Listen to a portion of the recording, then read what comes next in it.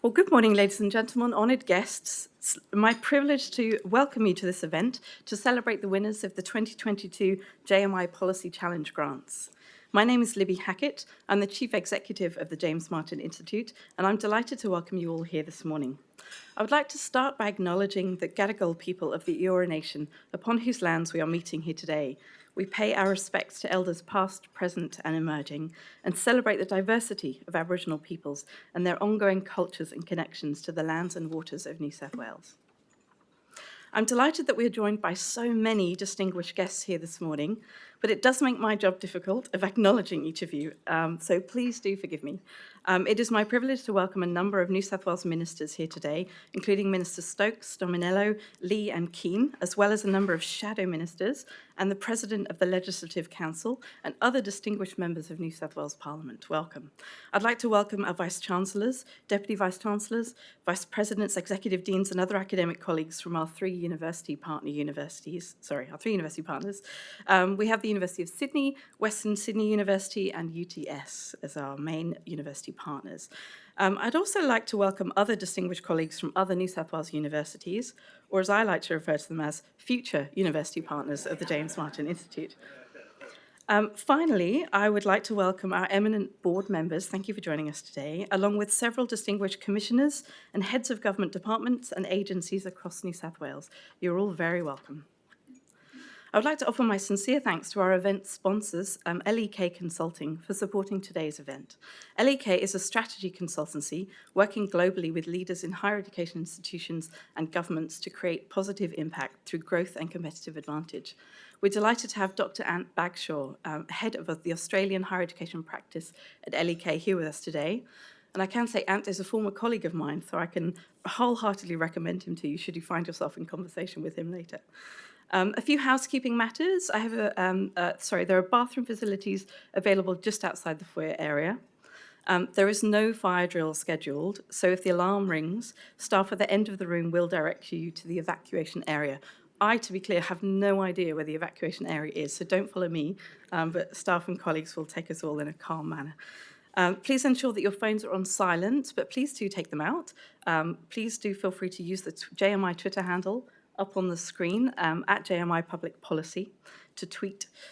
Finally, as you can see, we have a couple of cameras around the room and we are recording, so just to let you know. So let's get started. Today's event proceedings are as follows. We'll start with a welcome address from Peter Shergold AC, the chair of the James Martin Institute. We will then have a presentation of the 2022 grant winners by Dr. Vafa Ghazavi, our Executive Director of Research and Policy. This will be followed by a keynote speech from the New South Wales Treasurer, the Honourable Kean MP, and we'll finish with a panel discussion with the lead researchers representing the 6 project teams who are being awarded the grant today, and today is really all about them. Finally, after the event, there will be time to meet the grant recipients in the networking area, and more about that later. With no further ado, I would like to invite Professor Peter Shergold, the chair of our institute, to deliver his welcome address. 1 second, Peter. As many of you know, Peter has a highly distinguished career in both senior public service and academic roles. As the former Secretary of the Department of Prime Minister and Cabinet, he was the nation's most senior public servant for over 5 years. Peter is currently the Chancellor of Western Sydney University, of course. He chairs the New South Wales Education Standards Authority, NESA, the Centre for Social Impact, and serves on the board of many mission-based organisations. In 2007, Peter received Australia's highest award, the Companion in the Order of Australia, for service to the community. Peter, thank you. And now, ladies and gentlemen, here I am. And welcome to not just distinguished guests, but welcome, looking around this audience, to so many people who helped the James Martin Institute get to where it is today. So I am Peter Shergold. I was for 20 years, as I like to say, a real academic, and then for a further 20 years, a real Australian public servant. And then for the last 12 years, I sort of fluttered around above as the Chancellor of Western Sydney University. And now, I'm proud to say, I'm the chair of the James Martin Institute for Public Policy, or JMI for short. I'm proud, but I'm excited too, because I'm about to participate in the very first JMI annual grant awards program. And these grants are a big deal.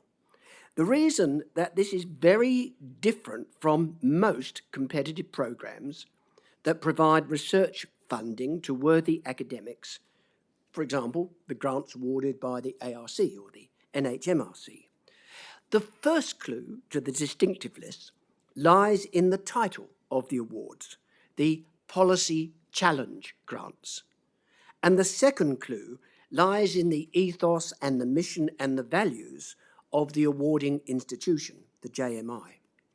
Because the James Martin Institute, funded jointly by the New South Wales Government and at present 3 New South Wales universities, UTS, University of Sydney and Western Sydney University, are driven by an ambitious agenda. Its goal is to ensure that that governments, and indeed I would say parliaments, can access world-class research in order to design practical policy solutions to complex social problems. In short, to create genuine evidence-based public policy. So this is not an award for academics undertaking policy work, or perhaps better expressed, it's an award that does far more than recognise academics doing top-class policy-oriented research. The key, which JMI intermediates in a neutral space, is to find out exactly what matters governments and public administrators are seeking to address right now, and then to link them up with academics who can respond to those issues with either short, medium, or longer-term proposals.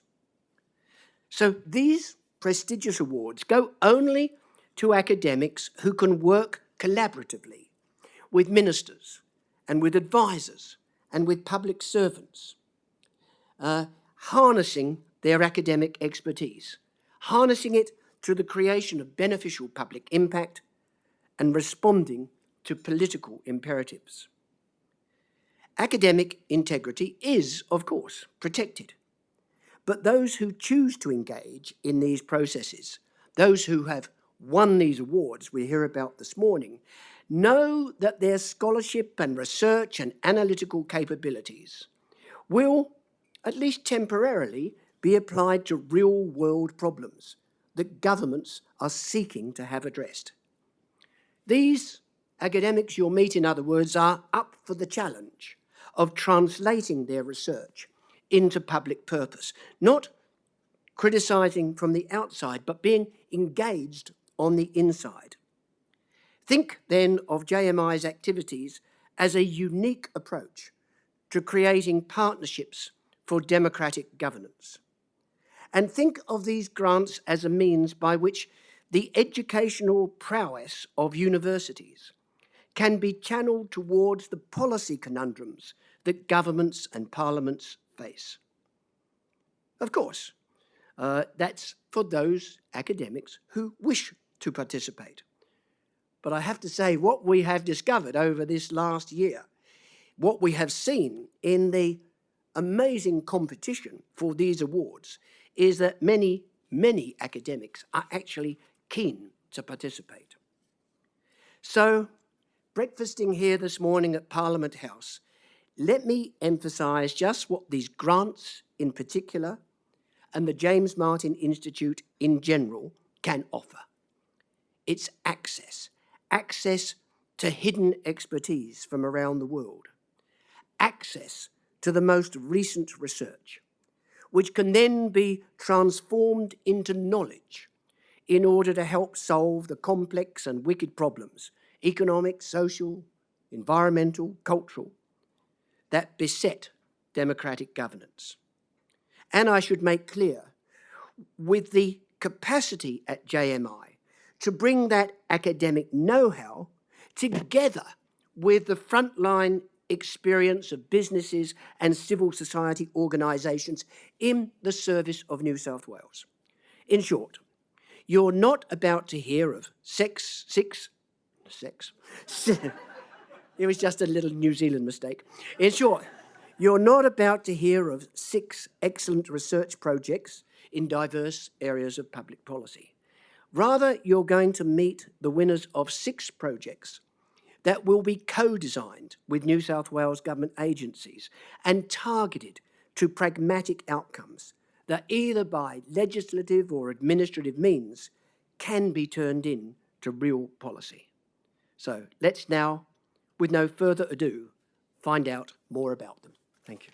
Thank you, Peter. What a privilege it is to work with one of the greatest contributors to Australian public policy. Now, I'm delighted to invite my colleague, Dr. Vafa Ghazavi, to the stage to present to you the winners of the 2022 JMI Policy Challenge Grants. As Executive Director of Research and Policy at JMI, Vafa brings a wealth of experience on both the academic side, Harvard, Oxford, Sydney, to name a few, and on the policy side, having worked with both the Commonwealth and now state governments. Vafa has been leading the charge for this truly unique grant program that aims to provide fresh ideas and practical solutions to New South Wales's biggest public policy challenges. Vafa, the floor is yours. Thank you. I'd like the researchers to speak in their own words through the videos we're going to present. So I'm not going to describe the projects in great detail. I'm just going to provide a short comment from my perspective, and then we're going to watch the video together, and then we're going to present an award to each, the lead researcher from each team. So the first team, consisting of Professor Amy Conley Wright, Stephanie Scher, Judy Cashmore, and Betty Liu. I might drop the professors because there's a lot of those. I'm really excited about this project because of the way it's engaging with complex and rich data, and also drawing on interdisciplinary methods to shed light on how some of the most vulnerable people in our community, young people who run away or go missing from out-of-home care, to shed light on their experience through the world.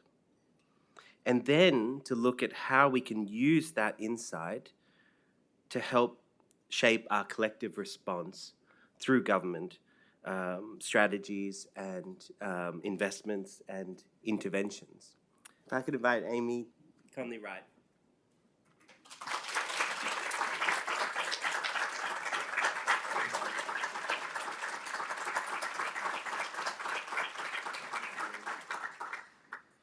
We missed the chance to do one of those giant checks. In a few years' time, maybe they'll...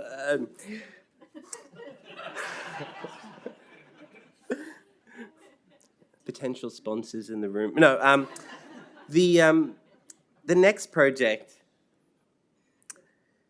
the British policy thinker Jeff Mulgan is currently advocating for the importance of social and political imagination to solving complex policy challenges. And I'm really excited about this second project for the way it's going to help us, I think, imagine the future economy that we are seeking.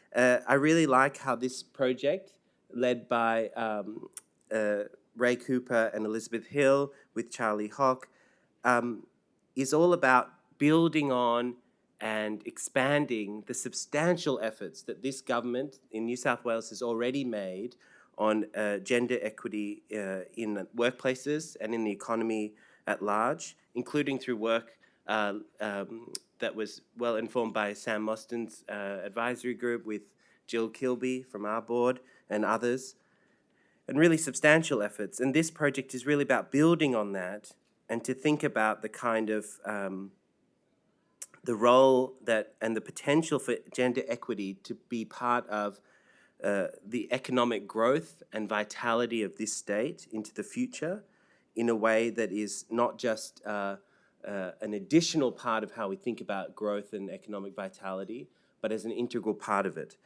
If I could invite Ray Cooper to come and accept me.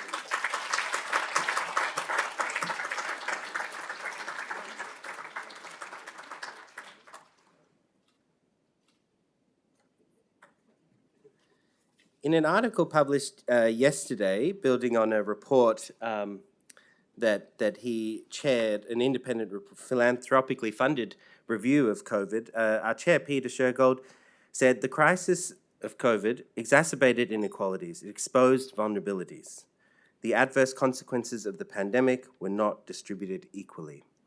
That was in an article in our own publication, The Policymaker, which we published yesterday. On that note, I'm really delighted about this wonderful group of researchers from Western Sydney University who are taking on one of the hardest questions I think we face as a society, and that is what some call the loneliness epidemic, or social disconnectedness, or declining levels of social capital. They are very open to pursuing new and innovative ideas and solutions, and working across sectors with government, with civil society, and grounding their work in the experience of everyday people and communities. On behalf of the team of Anne Dadich, Professor Lynn Kemp, and Professor Rebecca Grace, I was wanting to invite Professor Anne Dadich to receive their award.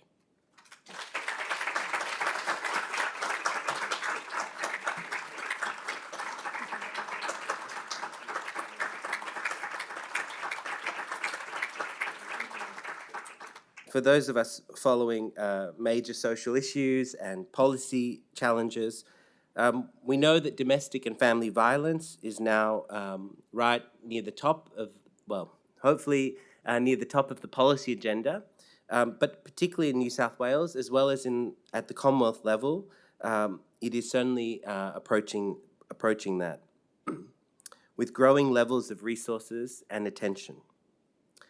However, we can sometimes, in that broad prioritization, lose sight of the granularity and complexity for communities and victim survivors in particular settings, particular places, coming from particular communities.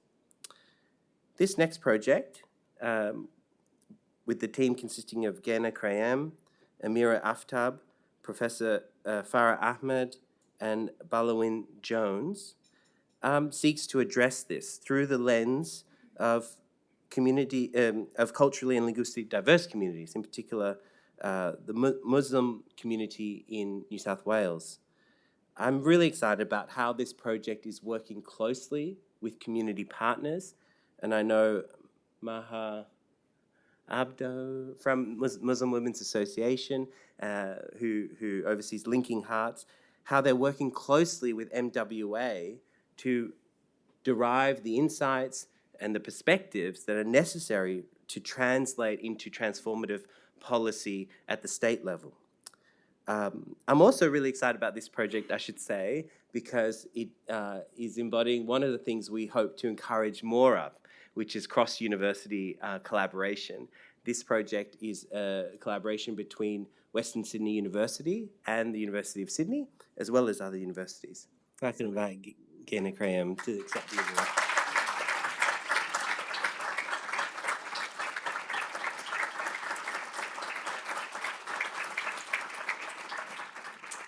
So the next project is a terrific project about it's really at the cutting edge, I think, of innovative democratic governance, as Peter has described it, and community-rooted policymaking, including at the intersection, or especially the intersection of policy and practice.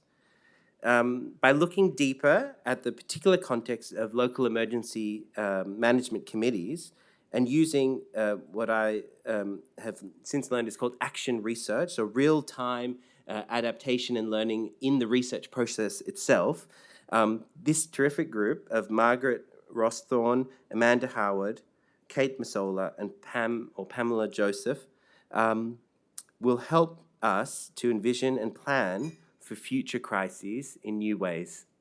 If I could invite Margaret Rossthorne to come and accept the award on behalf of the team.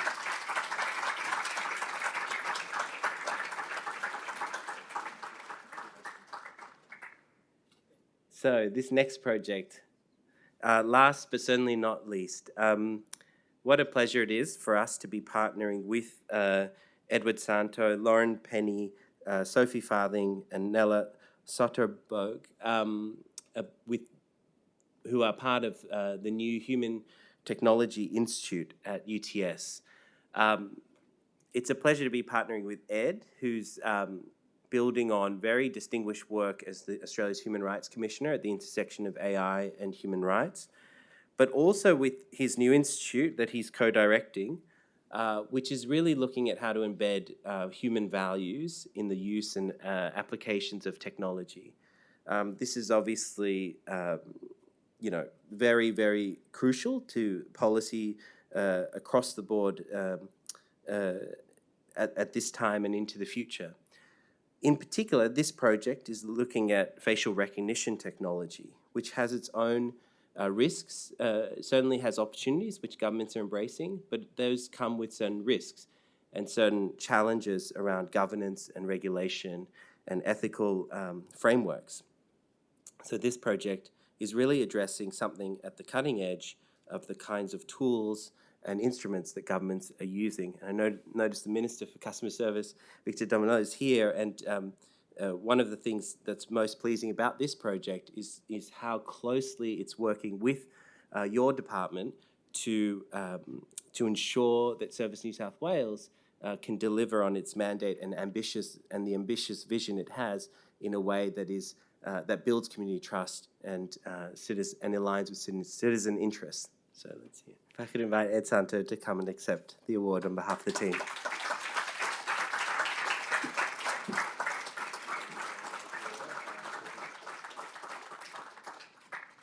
So that is the end of the presentation component of today's program.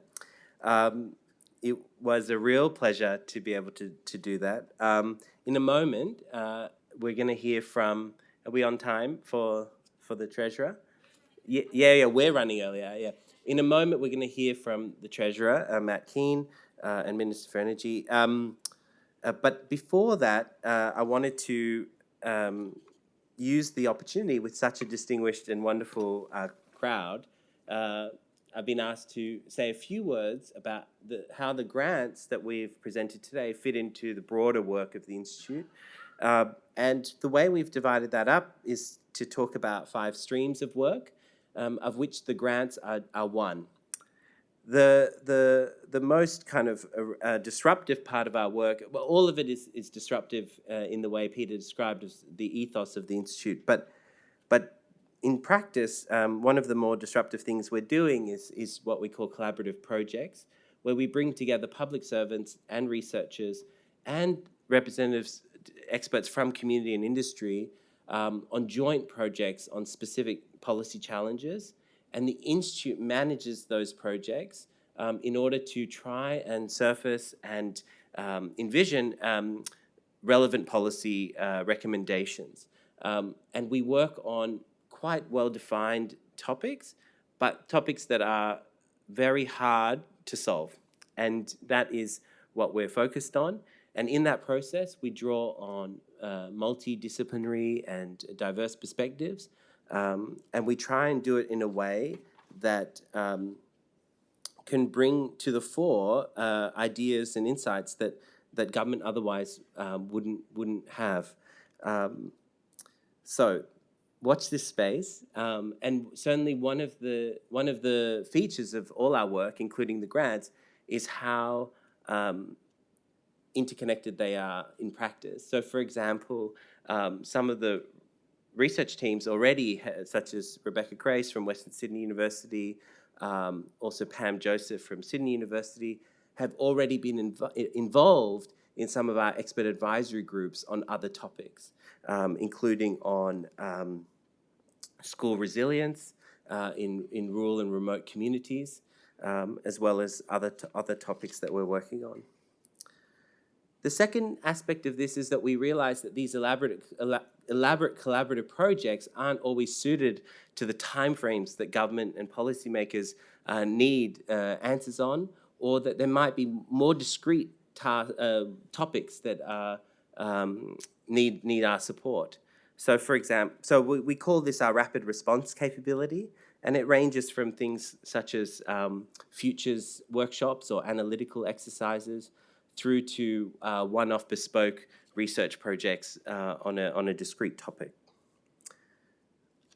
The fourth area, grants being the third. The fourth area is what we call our fellowships. And this is where we take in two directions.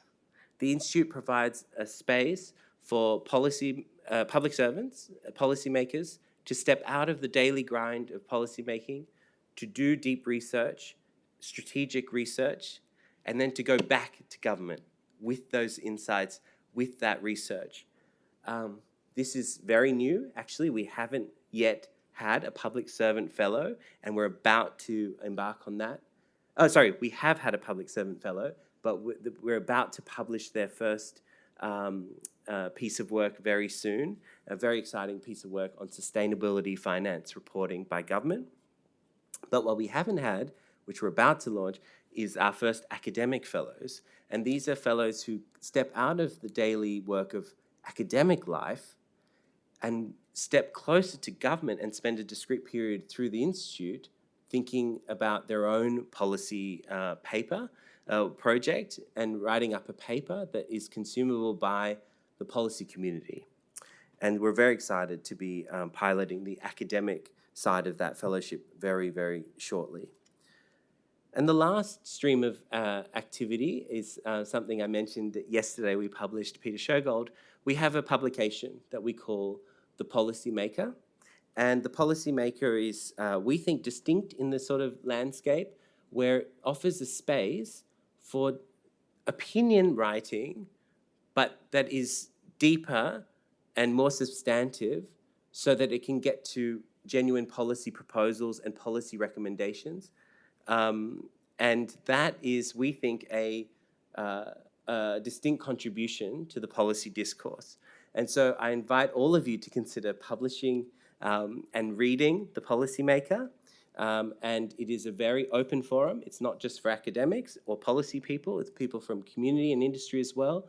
And what we're trying to do is to bring that expertise into a platform that over time provides a repository of good ideas, good policy ideas that governments in New South Wales and around Australia and indeed around the world can use.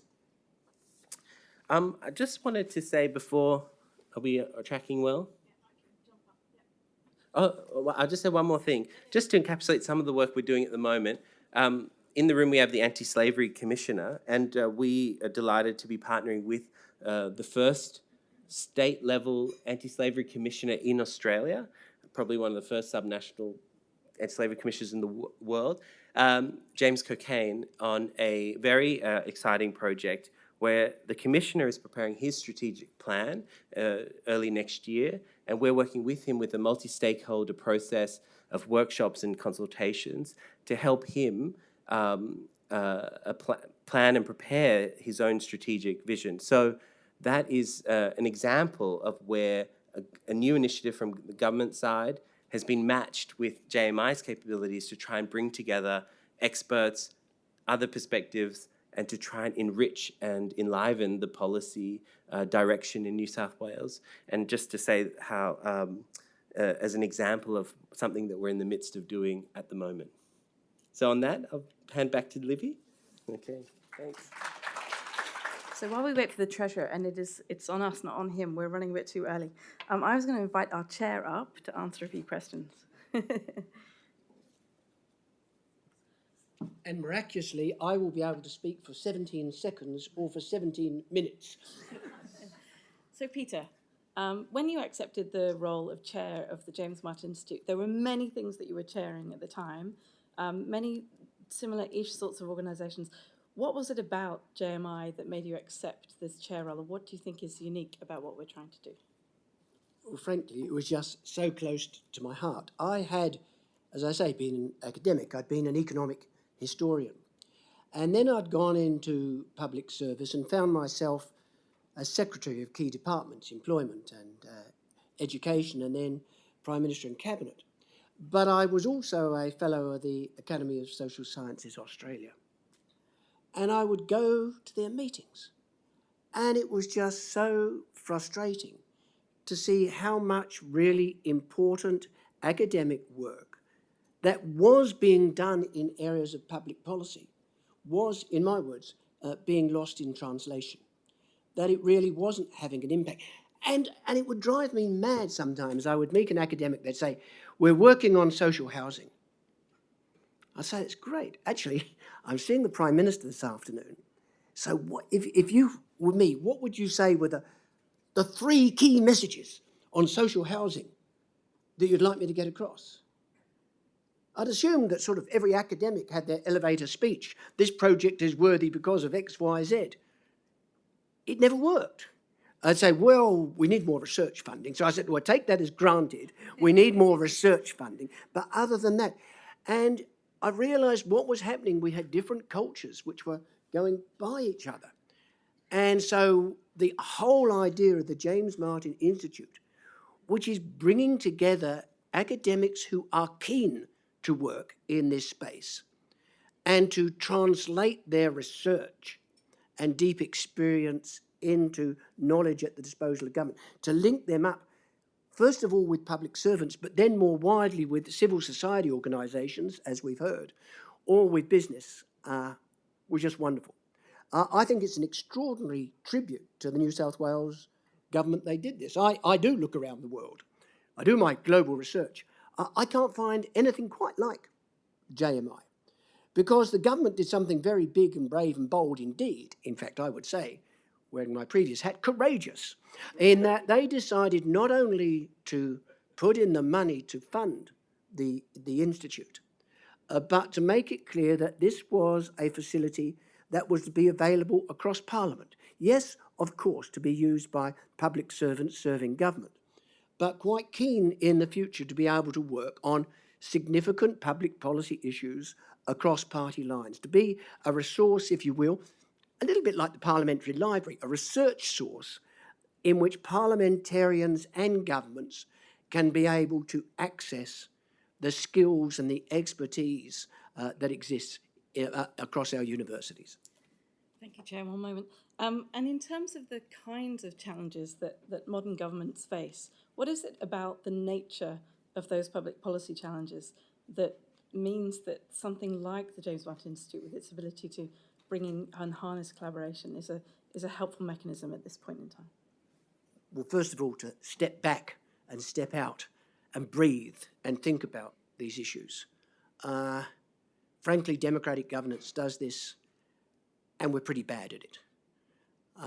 One of the things when I was writing or oversighting that report on the response to COVID, I don't actually care whether you think all my recommendations or all the team's recommendations are right or wrong.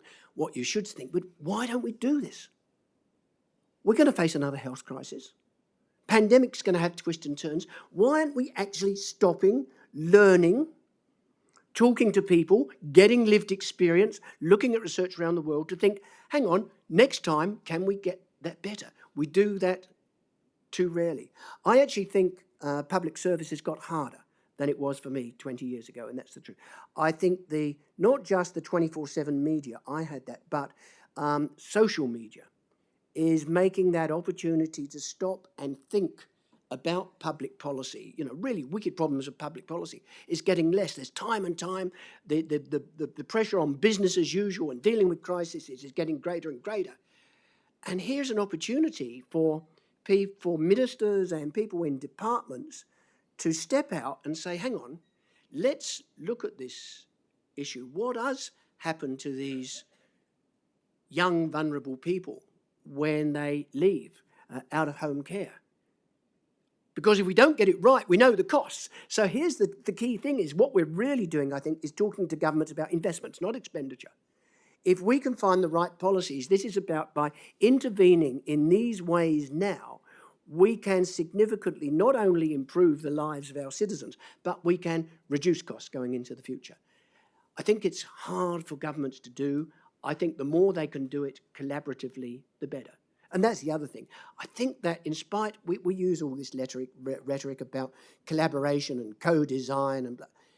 The truth is, it happens, but it happens still, I've got to say, on the periphery of public services. Just about everything that I see that is exciting and experimental still sits at the periphery of public service. It hasn't yet come to dominate the core.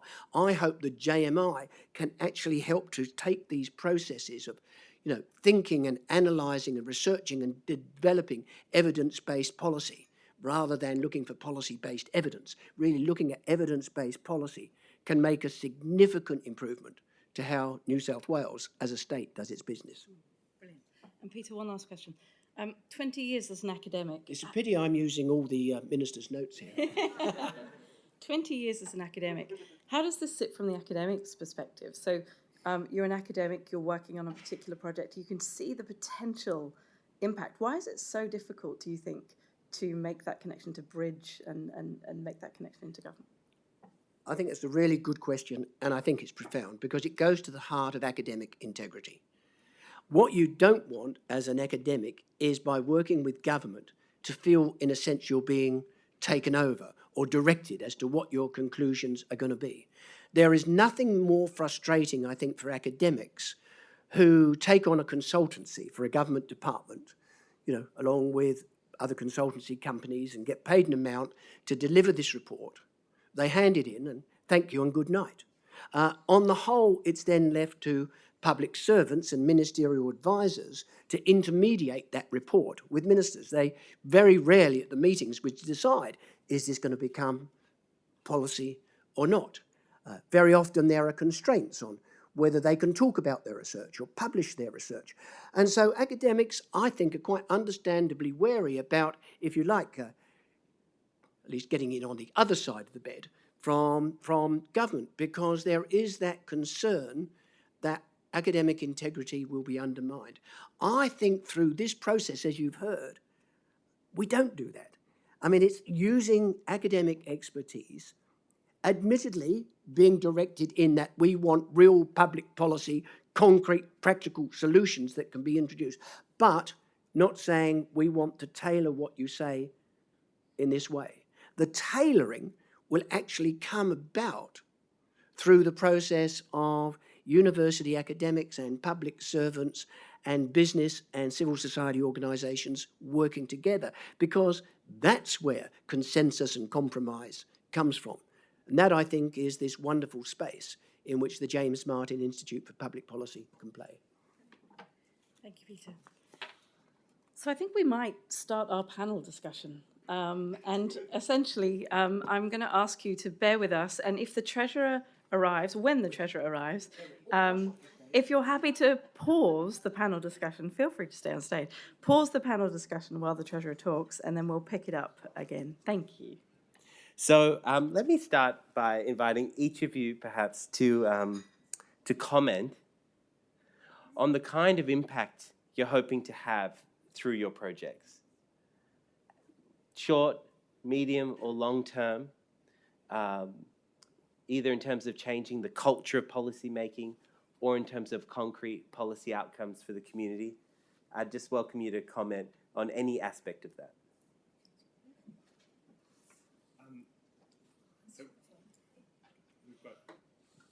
We've got a very concrete policy goal in mind. So we're working with the New South Wales Government on this digital identity initiative.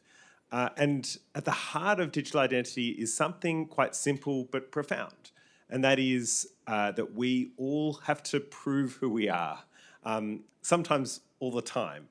For many of us, it's just a hassle to find those 100 points of ID, and if there's a better way of doing that using new technology, that will be a great convenience for all of us, and that's a great thing. But then there are parts of the community for whom this is a fundamental human rights issue.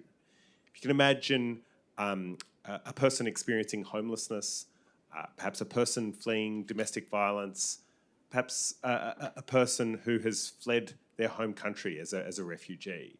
The idea that you'll be able to run around and get your 100 points of ID is fanciful. And so it's crucial that we have a technological solution that works and that works for the whole community. And that means not just getting the tech right, but also getting the governance framework right.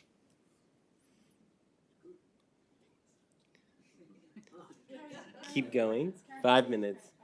Well, I can't help. I'm going to jump around because we've got 5 minutes and then the Treasurer's going to speak. So if you don't mind, I'm going to invite Ray.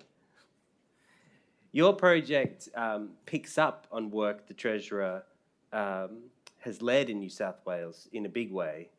And I wanted to invite you to comment on your hopes in terms of impact. Thank you, Vafa. I was just settling into my seat then. Our work, and it's myself working with my good colleague there, Professor Elizabeth Hill. We're from the Gender Equality in Working Life Research Initiative at the University of Sydney. And you're right, Vafa, we did collaborate with the Treasurer, and I note that Sam Mostyn is here as well, who was the chair of the inquiry on women's economic opportunity, I think it was called, or equality, is that right? Thank you, Treasurer. In relation to what is the impact that we can have if we boost women's labour force participation. And, you know, the wonderful Treasury modellers who we had conversations with and collaborated with in their research found that the impact that you have if you remove some of the barriers to women's labour force participation is a very, very significant payback for the state in terms of GDP, in terms of a whole range of, enormous positive impacts for the state. And so we're trying to build upon that to ask the question of what are the levers that the New South Wales government has to build a gender equitable future of work, taking into account all of the different things that government does that can impact both the enablers and the barriers for women to participate in good jobs and have decent careers as an employer. So the New South Wales government is the largest employer in the Southern Hemisphere.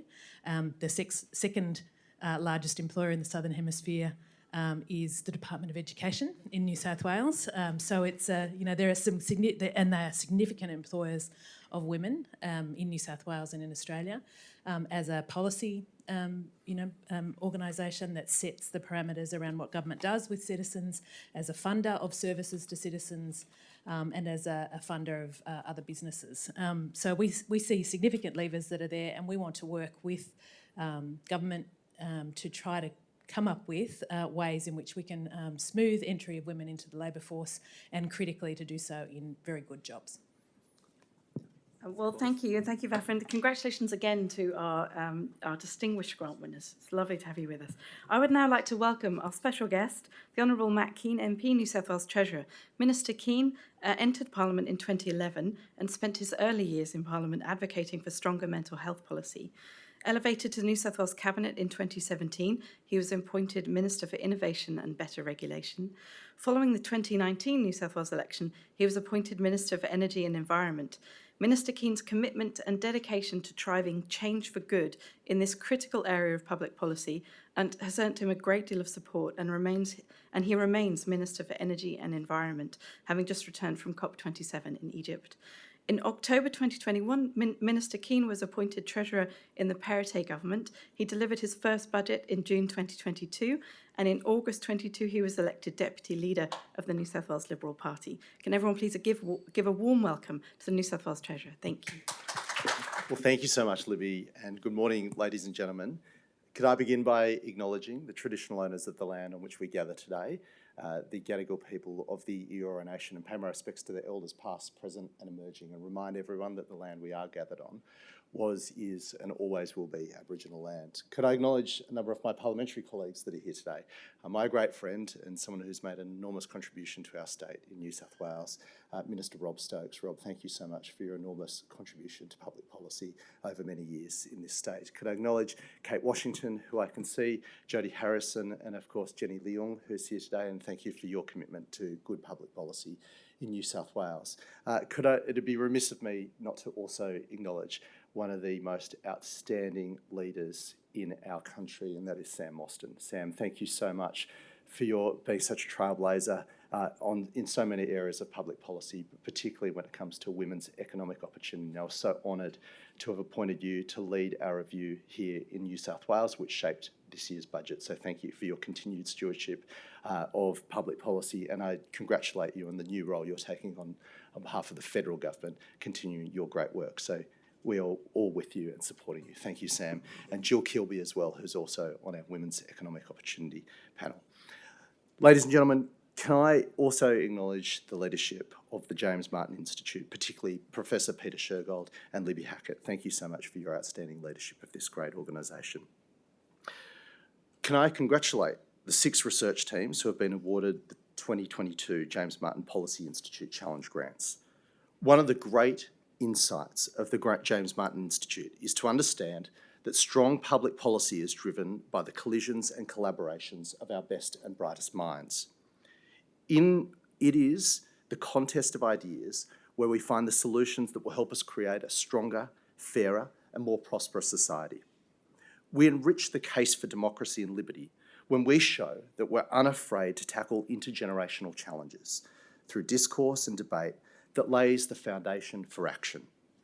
And as we approach these complex issues, we should always be informed by logic, science, and research. It's how we unlock new ways of thinking that propel opportunity for the people of our state. Faith in the power of the human mind and the potential of every single citizen define our reform agenda right here in New South Wales. We're determined to invest in the pillars of productivity that will underwrite our state's prosperity for generations to come. That means investing not only in the bricks and steel of our state's physical infrastructure, but making down payments on the development of our human capital as well. We're backing the ability of our state's scientists and engineers to draw up the blueprints of a dynamic, innovative future economy and the talents of our entrepreneurs to turn it into reality. Our most recent budget makes nation-leading investments to help grow a thriving innovation ecosystem that harvests the economic potential of ideas from inception to delivery. Research and development is where that virtuous cycle begins. Our commitment to the future economy will see us make investments in the shared infrastructure and precincts that will help deliver the next big breakthroughs. The government can't invent the next cochlear implant, the next Wi-Fi technology, or the next solar photovoltaic panels. But we can arm and equip the minds that will do so with the tools that they need to succeed. However, research by itself is only one half of the story. Ideas without delivery are destined to gather dust on the pages of unopened textbooks. That's why we're committed to advocating collaboration between universities and the private sector to drive the commercialisation of cutting-edge research that can fuel the growth in emerging startups and scale-ups and stoke the expansion of high-emerging and high-value industries. It's also why we're investing to help businesses traverse the valley of death and bring their new ideas, products and technologies into the market. There are opportunities to be seized right across emerging industries such as quantum computing, clean energy, advanced manufacturing and medtech. In many of these sectors, New South Wales already enjoys natural competitive advantages. It is up to us to ram those advantages home. The prizes to be won, if we can do so, are utterly immense. For example, we are a safe and free society today due to the power and potential of RNA therapeutic research that was unleashed during the pandemic. There is still enormous upside to be tapped from this emerging technology. The government is now investing $119 million over the next 10 years into initiatives that translate RNA therapeutics manufacturing, research and development into clinical and commercial outcomes. It is part of a $1 billion investment over the next 10 years into 4 new research and development precincts. This includes partnerships with some of the universities represented here today, such as the Biomedical Accelerator Complex, which the University of Sydney will co-host. As we make these investments in technologies and the industries of tomorrow, we must ensure that the doors of opportunity in the future economy are wide open to each and every citizen in our state. That's why the central theme of our budget was a determination to give every woman in New South Wales the personal and economic freedom that they deserve. Too often, women in New South Wales face barriers and setbacks that stop them from pursuing their aspirations and developing their talents. As a Liberal, I believe that in a just society, your opportunities in life should never be determined by your gender or your background or your postcode. However, investing in women's opportunity is not just good social policy, it's even better economic policy. We know, for example, that the rate of female participation in the workforce is 9% lower than the rate among men. We know that the gender pay gap still exists and that women retire with nearly half the superannuation savings of that of their male counterparts. If we lift the rate of participation to parity, the size of the New South Wales economy would increase by 8% by 2061. That's the equivalent of boosting household income by $22,000 for every household. Our budget targets the single biggest impediment to women entering, re-entering, and staying in the workforce, which is childcare. Access to high-quality, affordable childcare in New South Wales is too often a postcode lottery. There are parts of the state where so-called childcare deserts leave women and their families stranded for choice. It presents families with an impossible choice between managing the household budget, raising a family, and fulfilling their career aspirations. That's why we're investing over $5 billion over the next decade in a transformational reform to expand access to high-quality, affordable childcare. We've now secured parliamentary passage of our legislation to establish a Childcare and Economic Opportunity Fund. Working in concert with the Commonwealth Government's childcare reforms, this fund is expected to help up to 95,000 women enter the workforce or take on more hours every single year. The childcare changes are the centrepiece of a sweeping package of reforms contained in our state's first ever Women's Economic Opportunity Statement. We also invested in the capacity of female entrepreneurs and business owners to access venture capital, education, and networks. And we committed to work that will change the culture, processes, and practices of workplaces to make them more female-friendly. In total, our package is a $16.5 billion investment in creative and professional in the creative and professional potential for women across this state. As Treasurer of this state, I cannot think of a better investment that we can be making. I wish to acknowledge two policy proposal papers developed by the James Martin Institute to support the Women's Economic Opportunities Review, the New South Wales Women's Opportunity Fund, and Unlocking Data and Behavioural Insights to Close the Gender Pay Gap. The quality of work contained in these papers speaks to why good ideas need to be recognised and seized as we move to embed our existing reforms and embark on brand new ones. That's why I'm proud to honour the 6 recipients of the inaugural Policy Challenge Grant round. Your research across fields as diverse as climate resilience, gender equality, and building a better social outcome will serve us so well in this state. Your work serves as an important step forward in our state's progress towards a brighter future. So let me take this opportunity to congratulate each and every one of you and wish the James Martin Foundation, Martin Institute, good luck with your ongoing pursuit of this vision. We are so grateful for the work you have done.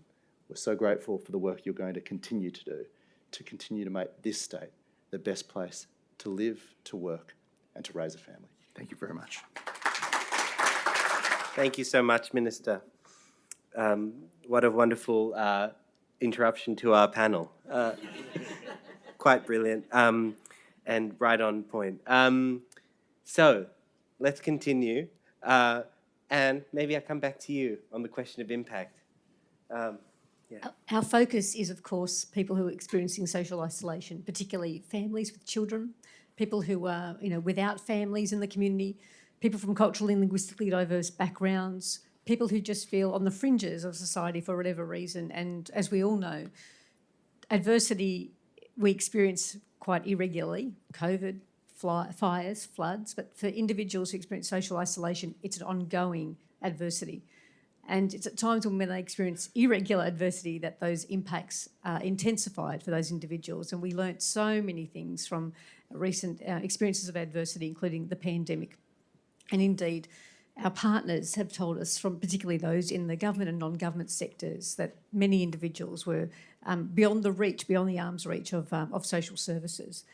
So our project is, of course, to better understand what we could have done, should have done, and will do in the future to address the next irregular adversity, because we know that their ongoing adversity will, I guess, just intensify some of the implications that they'll experience.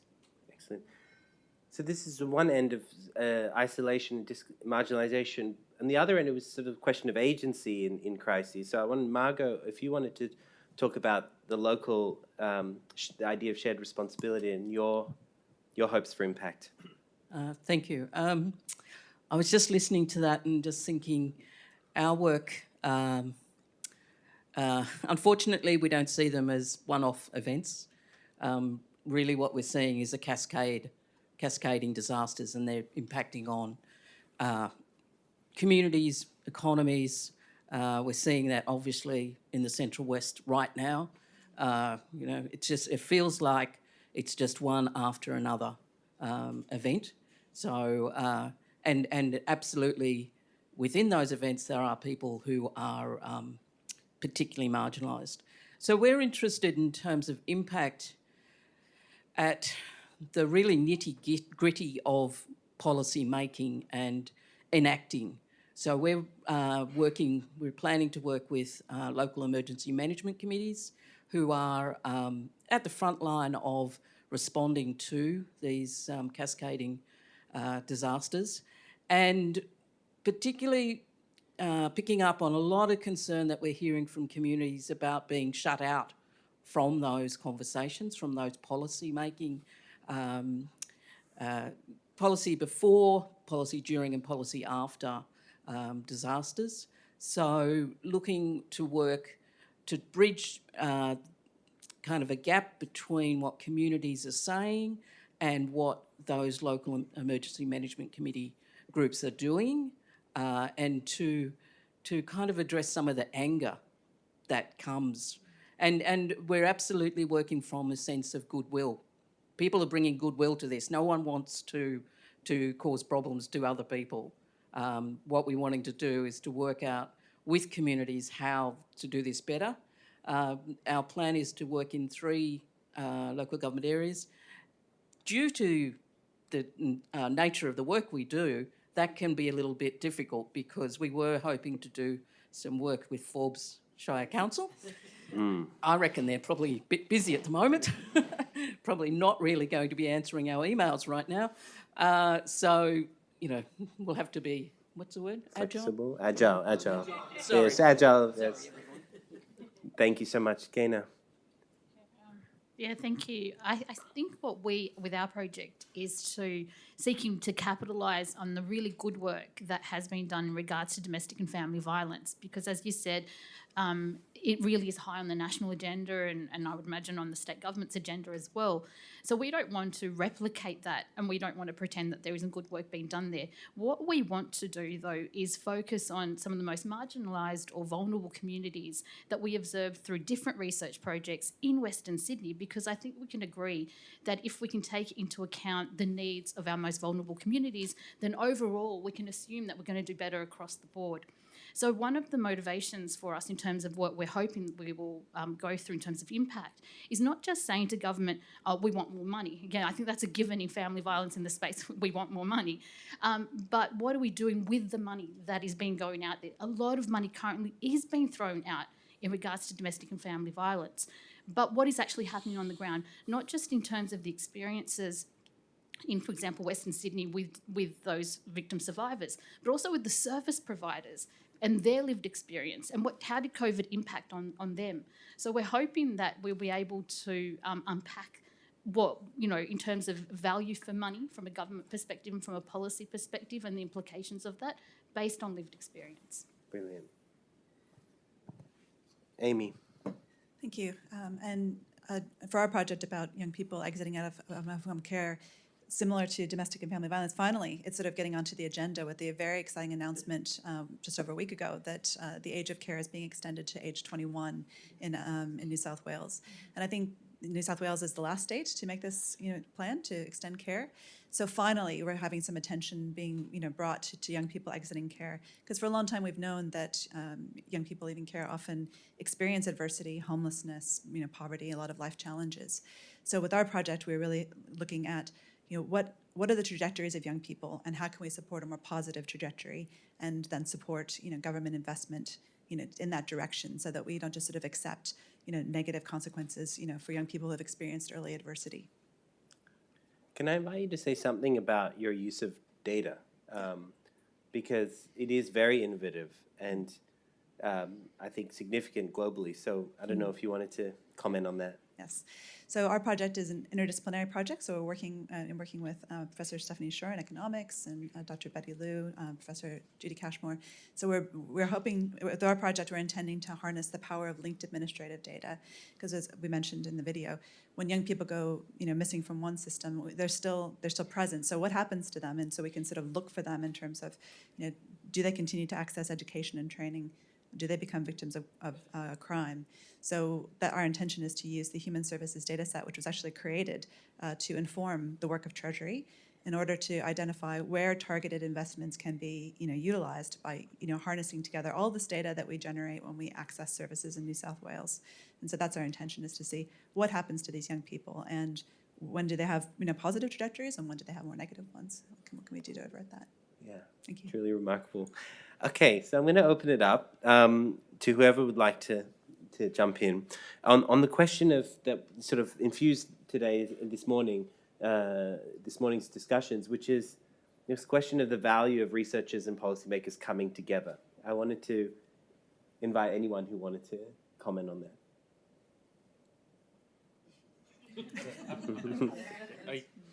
It's so natural to this crowd that it's almost like it doesn't need to be articulated, but. I've been reflecting on something that the Treasurer said. He talked about the problem of ideas without delivery. It's a really profound problem. Universities have an extraordinary amount of really good ideas. The public service and government more broadly is laser focused on delivery. And unless we can bring those two things together in a really practical way, unless we can create a really effective bridge between those two things, then they remain disconnected. And the losers, of course, are the New South Wales citizens. And so what makes me incredibly excited about JMI and indeed about being part of this extraordinary group of almost exclusively female researchers is that that's what we're working on. We're building this bridge, and it really matters. It matters because each of the areas of work that you're all focused on is important in itself. But it also matters because hopefully what we'll bring from that is also a template or a roadmap of how we can do that in the future in other areas.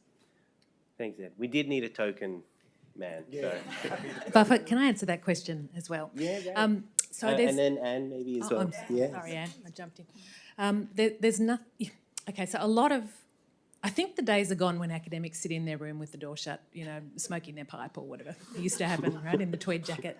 I think universities have a lot more outreach. Yeah, damn. They were good days. I see Kirsten smiling in the back. And so some research that we did for the inquiry that Minister Kean initiated and which Sam Mostyn chaired was a piece of work that we did talking to the women of Western Sydney who were profoundly affected by lockdowns and job losses through the period of COVID. There's nothing quite like doing research like that where you're surfacing the voices of actual people and bringing it and serving it up to government and saying, this is what they've experienced, this is what they need to happen, and this is what you can do, and then to see government actually doing something.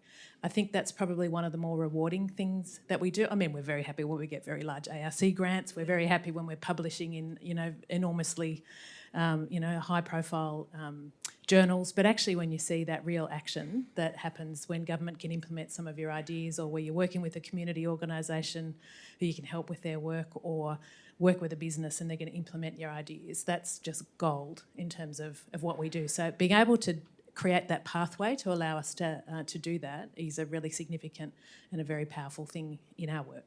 Yeah. I simply wanted to add and appreciate the importance, and it's a given, the close connection between academe and policy space. But I think equally important, if not more so, is engagement with people who have a stake in our work, and particularly those who are the recipient of services and those who are providers and managing these services as well. And I completely agree with Peter in terms of, the innovative, fun stuff, exciting stuff is often at the periphery of what we see. And we see these people as, a bit of larrikins, I guess, and a bit of a provocateur, people who are on the fringes of mainstream, people who are, I guess, positive deviants, people who are positively deviating from social norms. And I think something that the James Martin Institute will aptly do and is aptly doing is creating a space in which these different voices are coming together to flavour and inform what we do and how we do it, to ensure that what we do is timely and also fit for purpose. Wonderful. Margot? Could I just, Yeah, of jump in? course. Yep. Yeah. I just want to put a plug in for the kind of methodological approach that we're using, which is the action research process. So in that process, I'm sure many people here already know this, so I'm sorry, I'm just going to say it anyway. That process, we bring people together from different perspectives into the room, and the magic happens there. Yeah. That's the really exciting thing when you see policymakers and community members come to that consensus, come to that sorting out of the problem.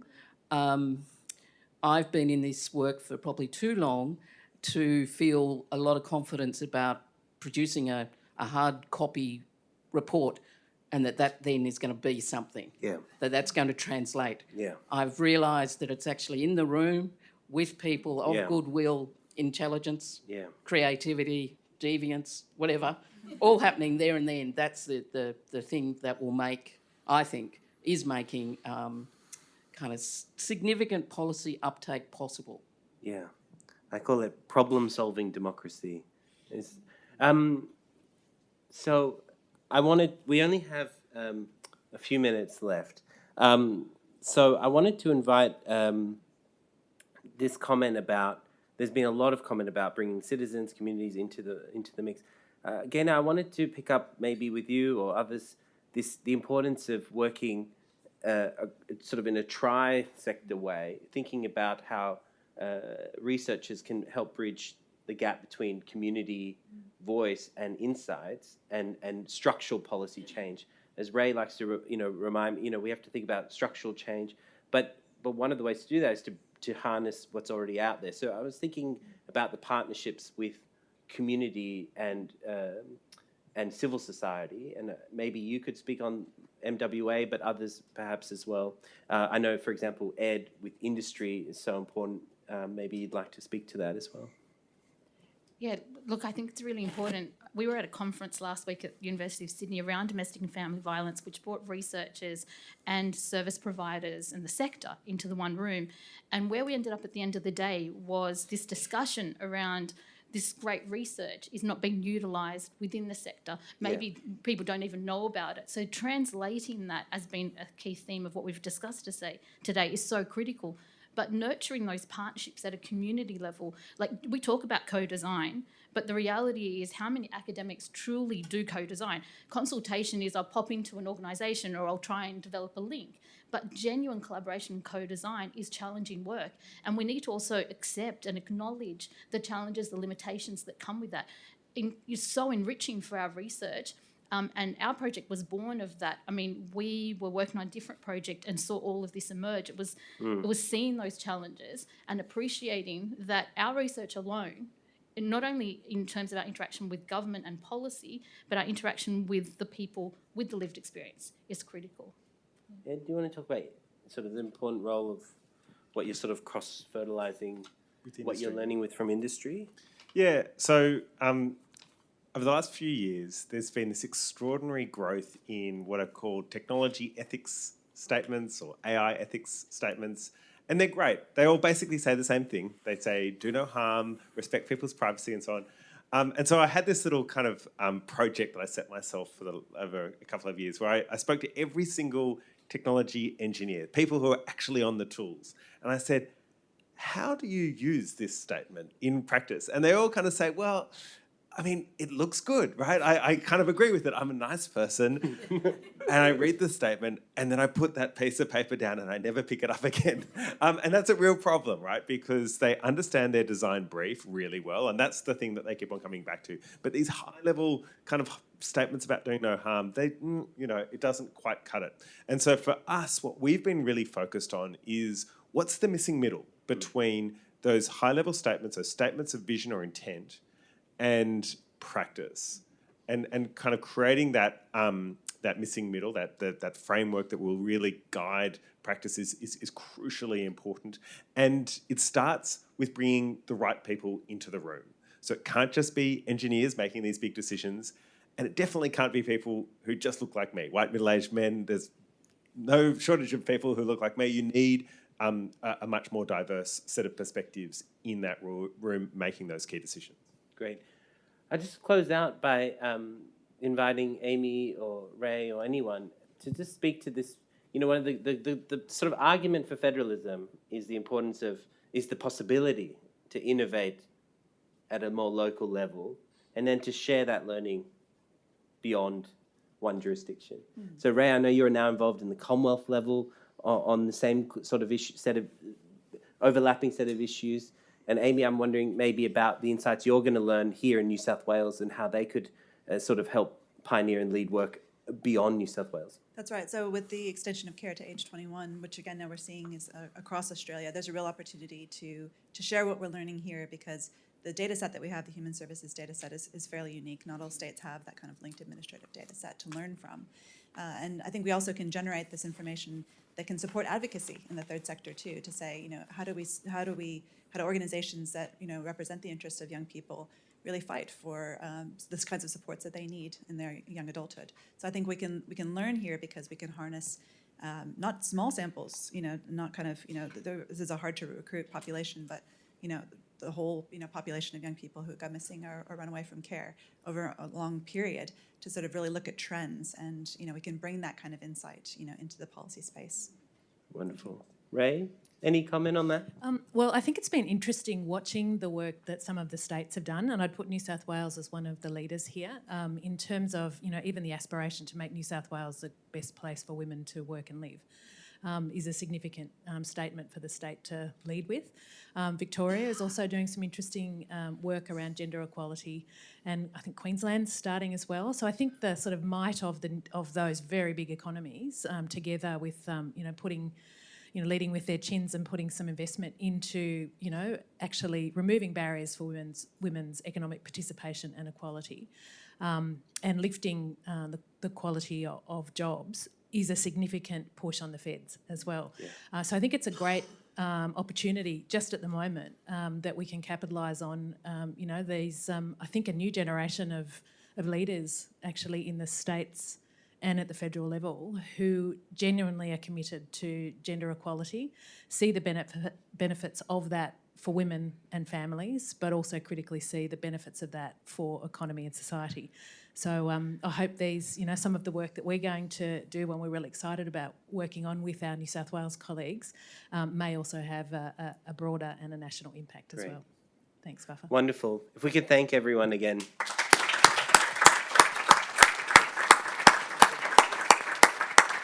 Thank you so much. Such a distinguished panel. I think we could have asked you any public policy question and had some really interesting answers there. Thank you so much. So it's my privilege to congratulate you all once again as our 2022 grant winners.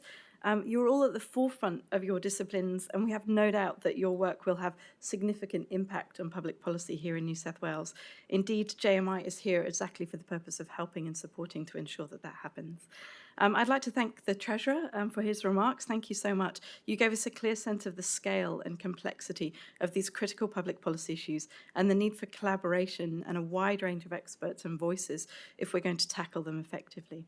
I myself have worked at the interface of government and universities for over 20 years, and I can honestly say that as an independent and non-partisan public policy institute supported by both the New South Wales Government and a group of leading universities, the James Martin Institute is uniquely placed to help policymakers harness their expertise for the benefit of society.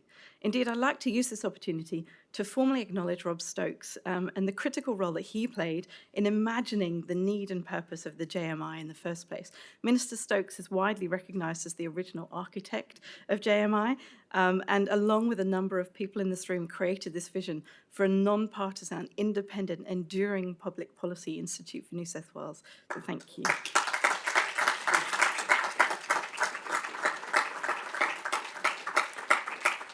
I would also like to thank our event sponsor today, LEK Consulting, for their generous support. And finally, my most sincere thanks to our government and university partners for their continued engagement and support. If we are a bridge from one side to the other, if one side of that bridge falls down, we can't bridge. So we are really delighted to be working so effectively with all our partners. And thank all of you for coming today. We really thank you for taking the time to be with us and to meet our grant recipients. A recording of this event will be available on our website. And as the formalities come to a close, I would invite you to meet our outstanding grant winners in the networking area to my left. Signposts will guide you to their respective projects, and a one-pager is available on each table for you to take with you. And there's delicious breakfast still available as well. So thank you once again. I hope you've enjoyed today, and I look forward to seeing you at the next JMI event. Thank you.